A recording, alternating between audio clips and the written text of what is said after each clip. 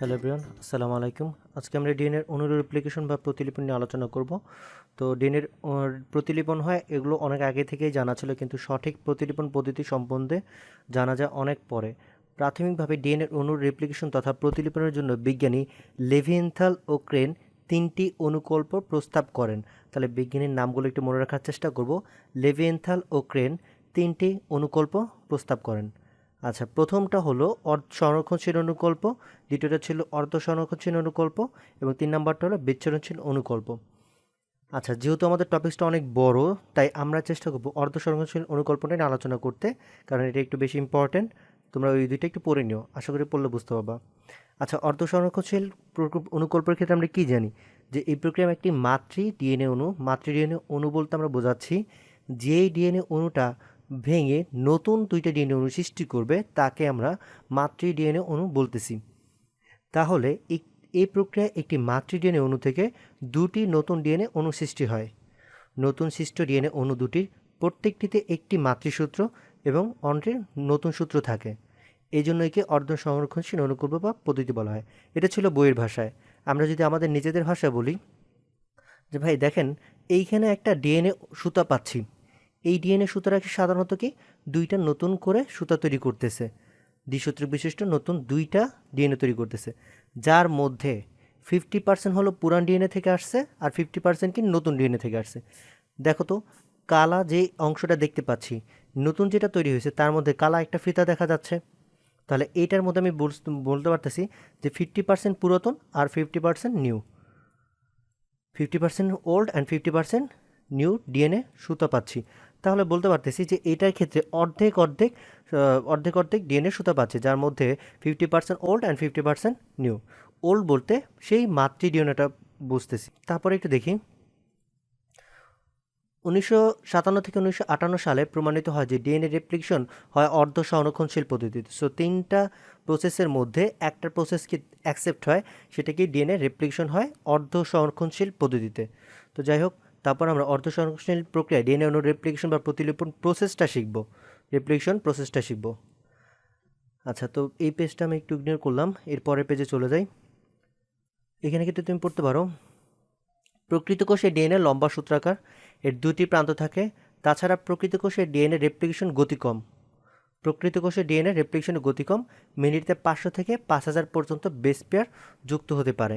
Base pair আমরা তোমাকে প্রথম ক্লাসে নিউক্লিক অ্যাসিডের ক্ষেত্রে নিউক্লিওটাইড নিয়ে কথা বলছিলাম, নিউক্লিওটাইডের ক্ষেত্রে নিউক্লিওসাইড অ্যান্ড ফসফেট নিয়ে কথা বলছিলাম। সো ওই লেকচারটা অবশ্যই তুমি দেখবা, আগে দেখার চেষ্টা করবা। আমি ওইটা তোমাদের গ্রুপে দিয়ে দিছি এবং এলএমএসে ওইটার উপরে যে শিট ছিল সেই শিটটা আমি তোমাদেরকে দিয়ে দিছি, তো এটা একটু ফলো করার চেষ্টা করবা। তো দেখো, প্রকৃত কোষে ডিএনএ রেপ্লিকেশন গতি কম এবং মিনিটে কতগুলো হচ্ছে, 500 থেকে 5000 পর্যন্ত। আচ্ছা, এই কারণে প্রকৃত কোষের লম্বা সূত্রাকার ডিএনএর কোনো প্রান্তেই রেপ্লিকেশন শুরু হয় না। রেপ্লিকেশন শুরু হয় সূত্রের মাঝে মাঝে একই সাথে বহু জায়গায়, যেমন ড্রসোফিলাতে প্রায় 5000টা জায়গায় রেপ্লিকেশনটা হয়।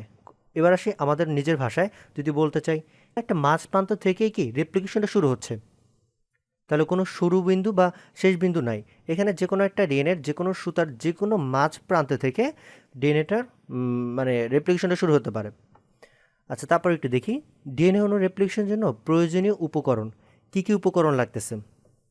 ফার্স্ট অফ অল যে ইম্পর্টেন্টটা লাগতেছে সেটা হলো কি, একটা সাচ, অর্থাৎ একটা ডিএনএ থেকে যদি আরেকটা ডিএনএ আমি কপি করি, কপি করার জন্য আমার হুবহুকে একটা টেমপ্লেট দরকার আছে, একটা সাজ দরকার আছে। সো ওই সাজটা কোনটা থাকবে, ওল্ড যেই ডিএনএটা থাকে, একটা ওল্ড যে ডিএনএটা থাকবে সেই ডিএনএটাকে আমরা সাচ হিসাবে ব্যবহার করতে পারি, কারণ তার ঠিক উল্টো বেস পেয়ার যুক্ত করবে। আচ্ছা, আমরা এই চিত্রটার মাধ্যমে একটু দেখাই। আগে ডিএনএটার রেপ্লিকেশন সম্পর্কে একটা আইডিয়া নেই। ধরি এখানে একটা মাতৃ ডিএনএ পাওয়া যাচ্ছে, যেটাকে সাদা কালার দ্বারা প্রকাশ করলাম, এটা কি মাতৃ ডিএনএ। মাতৃ ডিএনএ বলতে বোঝাচ্ছি যে এই ডিএনএটা থেকে কি এই ডিএনএর সুতার প্যাচটা খুলে যাবে, প্যাচটা খুলে গিয়ে আলাদা দুইটা সুতায় রূপান্তরিত হবে এবং নতুন একটা ডিএনএর বেস পেয়ার পাবো, নতুন একটা ডিএনএর সুতা পাবো। তো দেখি, এই যে যে ডিএনএটা পাচ্ছি, এই ডিএনএটা সাধারণত কি হেলিকেন্স এনজাইমের প্রভাবে, একটা এনজাইম আছে, সেই এনজাইমের প্রভাবে সাধারণত কি এটা ভেঙে যাবে। ডিএনএ প্রতিলিপন প্রসেসটা বা প্রক্রিয়াটা আমরা যদি একদম নর্মাল ভাষায় বলতে চাই, তাহলে বলতে পারবো যে এই যে মাতৃ ডিএনএটা আছে, মাতৃ ডিএনএ বলতে একটা কথাই বুঝতেছি যে ডিএনএটা আসলে কি, যে ডিএনএটা থেকে পরবর্তীতে আমার দুইটা নতুন ডিএনএ তৈরি হবে তাকে আমরা মাতৃ ডিএনএ বলতেছি। আচ্ছা, মাতৃ ডিএনএটা হেলিকেজ এনজাইমের প্রভাবে সাধারণত কি ভেঙে যাবে, এর গঠনটা ভেঙে যাবে। এর গঠনটা ভেঙে গেলে আলাদা আলাদা করে মাতৃ ডিএনএটা কি উপরের টেমপ্লেট হিসেবে কাজ করতেছে, এবং এইখান থেকে তার পরিপূরক হিসেবে এই যে এই হেলিকেজ এনজাইমের প্রভাবে ডিএনএটা ভেঙে গেলে এখানে প্রচুর পরিমাণে এটিজিসি অর্থাৎ নাইট্রোজেন যে বেসগুলো ছিল সেগুলো কি ঘোরাফেরা করতেছে বা মুক্ত হয়েছে। এই যে নাইট্রোজেন বেসগুলো যে মুক্ত হয়েছে এগুলো কি তার নির্দিষ্ট ছাঁচ অনুযায়ী সে কি আলাদা আলাদা করে বসে যাবে। তাহলে এই যে এখানে আলাদা আলাদা করে নতুন পাচ্ছি, এখানে আলাদা আলাদা করে 50% আমি নতুন ডিএনএ পাচ্ছি, আর হলুদ কালারের আগে ডিএনএ ছিল। তাহলে বলতে পারতেছি যে 50% ডিএনএটা থাকে আমার ওল্ড অ্যান্ড 50% ডিএনএ থাকে নিউ। এর জন্য এটাকে সেমি কনজারভেটিভ রেপ্লিকেশন বলা হচ্ছিল, অর্ধ সংরক্ষণশীল পদ্ধতিতে প্রতিলিপনটা হয়। তো এটা ছিল আমাদের মেইন আলোচনা। তো দেখতেছি আমরা চেষ্টা করতেছি ধাপে ধাপে তোমাদের প্রত্যেকটা বিষয়কে বুঝিয়ে দেওয়ার জন্য। তো চেষ্টা করো প্রত্যেকটা বিষয় বুঝে তারপরে তুমি খাতা নোট করার জন্য। আচ্ছা, প্রথমত আমার লাগতেছে একটি সার্চ।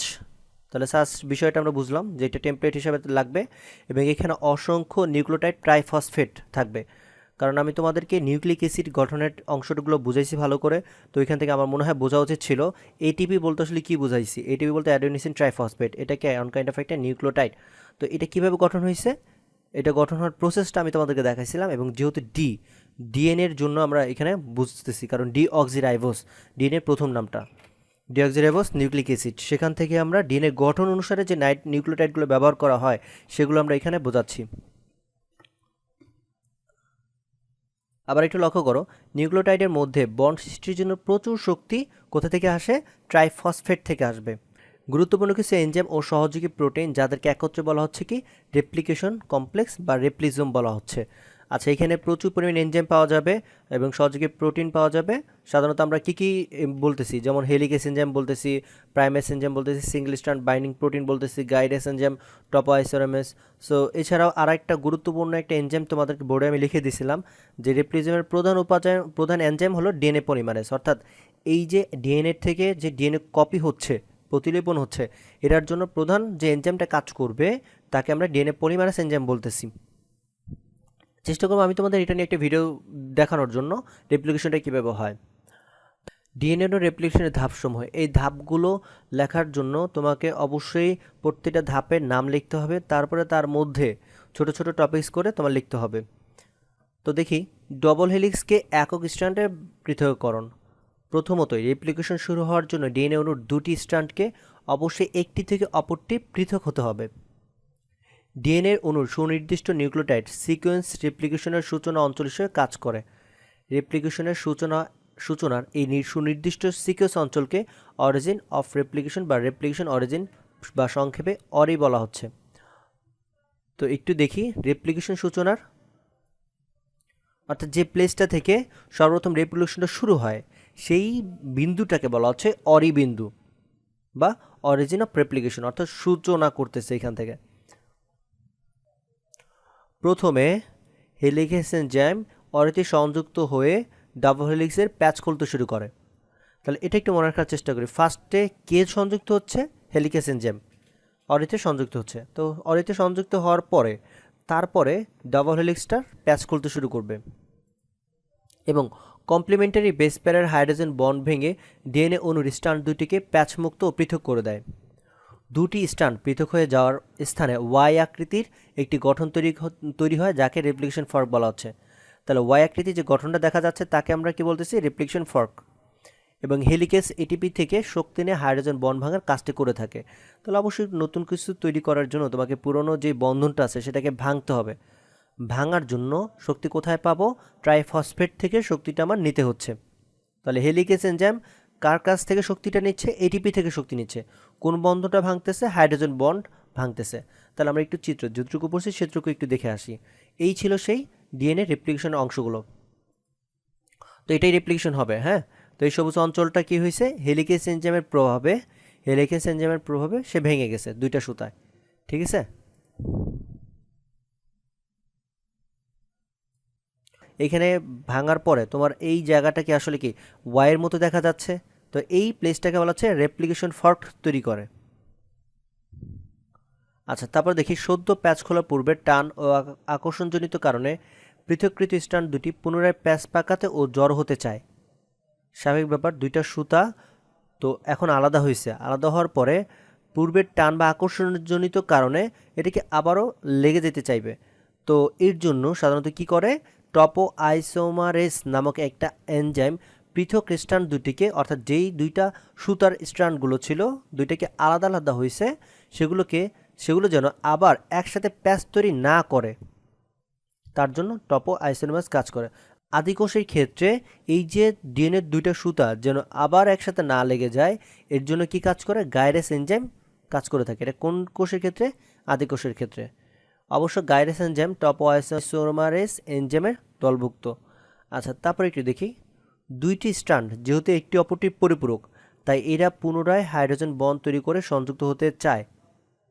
তো সিঙ্গেল স্ট্র্যান্ড বাইন্ডিং প্রোটিন বা এসএসবিপি পৃথককৃত স্ট্র্যান্ড দুটিতে সংযুক্ত হয়ে যায় এবং এদের মাঝে পুনরায় হাইড্রোজেন বন্ড তৈরি হতে দেয় না। অর্থাৎ আমরা যে অংশটা দেখতে পাচ্ছি যে এইখানে হেলিকেজ এনজাইমের প্রভাবে মাতৃডিএনএটা কি ভেঙে গেছে, মাতৃডিএনএর অংশটা ভেঙে গেছে। তো ভেঙে গিয়ে রেপ্লিকেশন ফর্ক অর্থাৎ ওয়াই আকৃতির একটা অংশ তৈরি করলো, যে ওয়াই আকৃতির অংশটা যেন এই দুইটা যেন আবার একত্রিত না হয়ে যায়।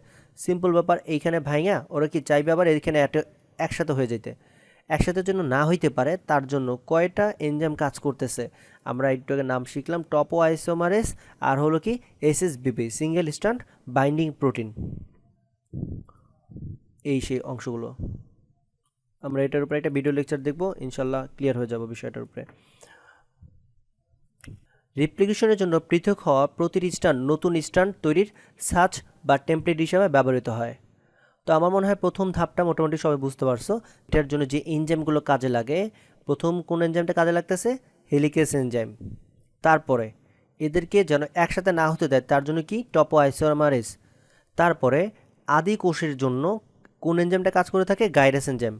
আর একটা প্রোটিন কাজ করে থাকে, সেটা কি সিঙ্গেল স্ট্র্যান্ড বাইন্ডিং প্রোটিন। তাহলে আমার মনে হয় এই চারটা নাম তোমরা একটু নিজেরা মনে রাখার চেষ্টা করবা এবং চারটা নাম দিয়ে তোমরা নিজেরা একটা প্যারা তৈরি করে ফেলতে পারবা, ইনশাল্লাহ ভুলবা না। এবং এবার আসি ধাপ 2 এর ক্ষেত্রে সম্পূরক স্ট্র্যান্ড তৈরি। সম্পূরক স্ট্র্যান্ড তৈরি বলতে আমরা বোঝাচ্ছি যে আমরা যে ওল্ড ডিএনএটা পাইছি সেই ওল্ড ডিএনএটাকে ব্যবহার করে আমরা নিউ ডিএনএর সুতা তৈরি করব, পরিপূরক তৈরি করব। তো এখানে প্রথমে যেই অংশটা কাজ করে থাকে তাকে আমরা ডিএনএ পলিমারেজ এনজাইম বলে থাকি। ডিএনএ পলিমারেজ এনজাইম বলতে আসলে বোঝানো হচ্ছে একগুচ্ছ এনজাইম। এই একগুচ্ছ এনজাইম প্রতিটি সাস স্ট্র্যান্ডের কমপ্লিমেন্টারি বা পরিপূরক তৈরি করার জন্য নতুন যে স্ট্র্যান্ড তৈরি করে রেপ্লিকেশনের কাজ করে থাকে। কিন্তু এই এনজাইম কেবলমাত্র পূর্ব থেকে বিরাজমান স্ট্র্যান্ডের 3 প্রাইম প্রান্তে নিউক্লিওটাইড যুক্ত করতে পারে। তাই নতুন স্ট্র্যান্ড সর্বদা 5 প্রাইম টু 3 প্রাইম অভিমুখী হয়ে বৃদ্ধিপ্রাপ্ত হয়। তারপর পেজে চলে যাচ্ছি, পেজ নাম্বার 53। রেপ্লিকেশনের জন্য রেপ্লিকেশন ফর্ক তৈরি হলে সেখানে কেবলমাত্র দুটি পুরাতন স্ট্র্যান্ড থাকে যা নতুন স্ট্র্যান্ড তৈরির সাচ হিসেবে ব্যবহৃত হয়, কিন্তু সেখানে পূর্ব থেকে বিরাজমান অন্য কোনো স্ট্র্যান্ড বা তার অংশ থাকে না। অথচ নতুন করে নিউক্লিওটাইড সংযুক্তির মাধ্যমে সাচের কমপ্লিমেন্টারি বা পরিপূরক স্ট্র্যান্ড তৈরির জন্য সেখানে অন্তত একটি ক্ষুদ্র স্ট্র্যান্ডের উপস্থিতি প্রয়োজন। তো এবার আসি আমরা আরএনএ প্রাইমেজ নিয়ে কথা বলবো। আরএনএ প্রাইমেজটাকে আমরা রেপ্লিজম বলে থাকি, কারণ আমরা শিখছিলাম যে ডিএনএ অণু রেপ্লিকেশনের জন্য যে প্রয়োজনীয় উপকরণগুলো একটু আগে পড়ছিলাম, তার মধ্যে একটা বৈশিষ্ট্য ছিল বা একটা উপকরণ ছিল যে গুরুত্বপূর্ণ কিছু এনজাইম ও সহযোগী প্রোটিন থাকবে, তাদেরকে রেপ্লিকেশন কমপ্লেক্স বা রেপ্লিজম বলা হয়ে থাকে। তো এদের মধ্যে আরএনএ প্রাইমেজও কিন্তু একটা এনজাইম। তাহলে দেখি এই এনজাইম পুরাতন একটি স্ট্র্যান্ডকে সাচ হিসাবে ব্যবহার করবে এবং রেপ্লিকেশনের ফর্কের কাছে ক্ষুদ্র একটা কমপ্লিমেন্টারি বা পরিপূরক একটা সুতা তৈরি করবে, আরএনএ সুতা তৈরি করবে। এই ক্ষুদ্র স্ট্র্যান্ডকে সাধারণত 10 থেকে 60টা নিউক্লিওটাইড বিশিষ্টকে বলা হচ্ছে আরএনএ প্রাইমার। প্রাইমারের 3 প্রাইম প্রান্তে মুক্ত OH গ্রুপ থাকে এবং RNA প্রাইমার তৈরি হওয়ার পর ডিএনএ পলিমারেজ এনজাইম এই প্রাইমারকে ভিত্তি করে নিউক্লিওটাইডের সংযুক্তির কাজ শুরু করতে থাকে। সো আমাদের কি পরিপূরক তৈরি করতেছে, পরিপূরক স্ট্র্যান্ড তৈরি করতেছে। এরপরে দেখি ডিএনএ পলিমারেজ 3। সো এটাও কিন্তু একটা এনজাইম। এই এনজাইম সাচের একটি কমপ্লিমেন্টারিতে A-T এবং G। এবার আসি ডিএনএ পলিমারেজ 3, এটাও এক ধরনের একটা এনজাইম। এই এনজাইম সাচের একটি কমপ্লিমেন্টারি নিউক্লিওটাইড এনে আরএনএর প্রাইমারের 3 নম্বর প্রান্তে সংযুক্ত করে ডিএনএ স্ট্র্যান্ড তৈরির সূচনা করে। তাহলে এই যে এনজাইমের সাচের একটা কমপ্লিমেন্টারি যেটা পাচ্ছি সেটা কি আরএনএ প্রাইমারের 3 নম্বর প্রান্তে সংযুক্ত করে নতুন ডিএনএ স্ট্র্যান্ড তৈরির সূচনা করে এবং রেপ্লিকেশন কাজটি শেষ না হওয়া পর্যন্ত একটি পর একটি নিউক্লিওটাইড সংযুক্ত চলতে থাকে।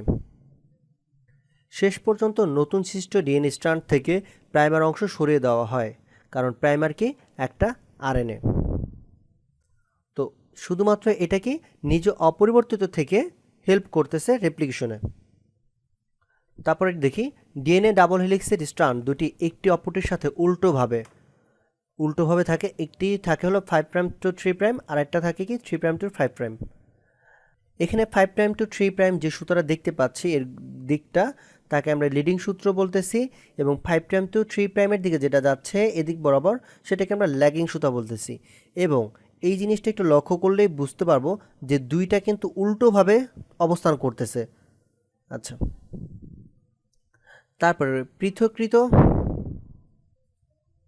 তারপরে দেখি পৃথককৃত দুটি সূত্রের একটি তার প্রতিরূপ সৃষ্টি করে নিরবিচ্ছিন্নভাবে ফরওয়ার্ডের দিকে বৃদ্ধি পেতে থাকে। নতুন সৃষ্ট এই সূত্রকে বলা হচ্ছে অগ্রগামী সূত্র বা লিডিং সূত্র।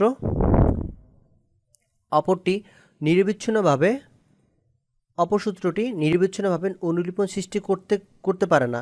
খণ্ড খণ্ডভাবে সৃষ্ট নতুন সূত্রকে বলা হচ্ছে কি ধীরগামী সূত্র বা ল্যাগিং সূত্র। লিডিং সূত্র নিরবিচ্ছিন্নভাবে তার প্রতিরূপ সৃষ্টি করে অগ্রসর কারণে ল্যাগিং সূত্রে জোড়াবিহীন নিউক্লিওটাইডের সারি তৈরি হয়। জোড়াবিহীন নিউক্লিওটাইডের সারিটি একটু লম্বা হলে প্রাইমেস এনজাইম কার্যকরী হয় এবং একটি প্রাইমার তৈরি করে, অর্থাৎ মুক্ত 3' OH প্রান্ত সৃষ্টি করে দেয়, ফলে অনুলিপন কাজ শুরু হয়। লিডিং সুতার মতো এখানে অনুলিপন নিরবিচ্ছিন্ন হয় না, খণ্ড খণ্ডভাবে হয় ব্যবহার করা হবে। এবং ডিএনএ পলিমারেজ 1 এই এনজাইমটা প্রাইমারকে ডিএনএ দ্বারা প্রতিস্থাপন করে, ফলে এই জায়গাতেও একটা ছোট্ট একটা গ্যাপ দেখা যাচ্ছে। ডিএনএ অণু রেপ্লিকেশনের ল্যাগিং সূত্রের খণ্ড খণ্ড বিচ্ছিন্ন অংশকে ওকাজাকি খণ্ড বলা হয়। লাইগেস এনজাইম ওকাজাকি খণ্ডগুলোর মধ্যকার গ্যাপকে সংযুক্ত করে নতুনভাবে সৃষ্ট অংশকে নিরবিচ্ছিন্নতা দান করে। তো আমরা জানি লাইগেস এনজাইমটা সাধারণত কি আর একটা জায়গায় আমরা পড়ে আসছিলাম জেনেটিক ইঞ্জিনিয়ারিংয়ে। তাহলে লাইগেস এনজাইমের একটাই কাজ হলো জোড়া লাগাবে এটা, অর্থাৎ ওকাজাকি যে খণ্ডগুলো বা গ্যাপগুলো দেখা যাচ্ছিল সেগুলোকে অ্যাডজাস্টমেন্ট করে দিবে।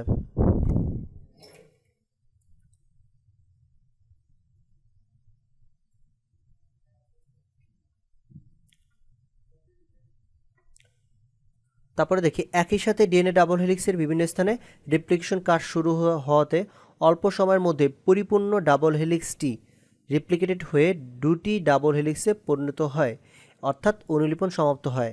রেপ্লিকেশন সমাপ্ত হলে রেপ্লিজোম বিচ্ছিন্ন হয়ে সরে যায়। তো দেখি ডিএনএ প্রুফ রিডিং বা মেরামত কি আসলে। নতুন স্ট্র্যান্ড তৈরিকালে ভুল নিউক্লিওটাইড সংযুক্ত হয়ে যেতে পারে। ডিএনএ রেপ্লিকেশনের সময় মানুষের প্রতি 1000 জিনের মধ্যে একটি ভুল হতে পারে। যেমন এর টির স্থলে AC হতে পারে, অর্থাৎ অ্যাডেনিন ও থায়ামিনের মধ্যে একটা বন্ধন গঠিত হয়। সো ওই জায়গায় টি এর পরিবর্তে যদি সি হয় তার মানে কি এই অংশটা কি ভুলভাবে গঠন হয়েছে। ডিএনএ নিজস্ব নিয়ন্ত্রণে ভুল ধরার জন্য প্রুফ রিডিংয়ের ব্যবস্থা আছে। এই ধরনের ভুলকে বলা হয় মিসম্যাচ। আচ্ছা দেখো, ভুল ধরা পড়লে তা মেরামত করে নেওয়ারও ব্যবস্থা আছে। যেমন এর সাথে সি যুক্ত হয়ে থাকলে মেরামতের মাধ্যমে সিকে সরিয়ে টি অন্তর্ভুক্ত করে দেওয়া হয়। মিসম্যাচ থাকলে ডিএনএ পলিমারেজ 3 সামনে অগ্রসর হতে পারে না, তাই মিসম্যাচ সংশোধন করেই সামনে অগ্রসর হয়। পূর্ণাঙ্গ রেপ্লিকেশনের পরও কিছু কিছু মিসম্যাচ থেকে যেতে পারে। 10 লক্ষ বেস পেয়ারের মধ্যে একটি ভুল থেকে যেতে পারে। ডিএনএ পলিমারেজ 1, ডিএনএ পলিমারেজ 2 এবং কিছু প্রোটিন দিয়ে গঠিত রিপেয়ার কমপ্লেক্স নতুন গঠিত স্ট্র্যান্ড ধরে অগ্রসর হতে থাকে এবং কোথাও কোনো ভুল ধরা পড়লে তা সংশোধন করে দেয়। তাহলে কোন কোন এনজাইম এই ভুল সংশোধনের জন্য কাজ করে সেগুলো আমরা একটু দেখব এখানে।